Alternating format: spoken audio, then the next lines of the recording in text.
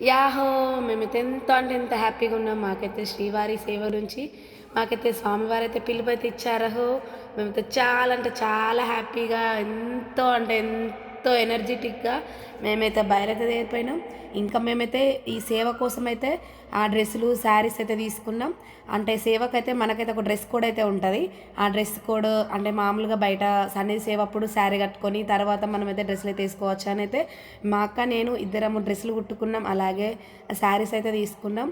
ఇవైతే మేము తీసుకోకంటే వెళ్ళే ముందు ఒక 15 రోజుల ముందే తీసుకొని డ్రెసెస్ అవైతే కుట్టించుకున్నాం. బ్లౌజెస్ కుట్టించుకున్నాం. అసలైతే మాకైతే సేవకెళ్ళాలని అయితే ఎప్పటినుంచో అంటే మా పిన్ని వాళ్ళైతే సేవకైతే వెళ్ళొచ్చిర్రు. అప్పటినుంచయితే మాకైతే అసలు మేము ఎప్పుడెప్పుడు సేవకెళ్తామా అని ఉండే. అసలు మా ఏజ్ వాళ్ళు అంటే మా అంత చిన్న పిల్లల్ని వదిలిపెట్టి సేవకొచ్చిన వాళ్ళైతే చాలా అంటే చాలా తక్కువ. కానీ మాకైతే మా పిల్లలు ఉండగలుగుతారు. మా అమ్మ దగ్గర ఉండగలిగితే హోప్‌తోనైతే మేమైతే బయలుదేరినాం.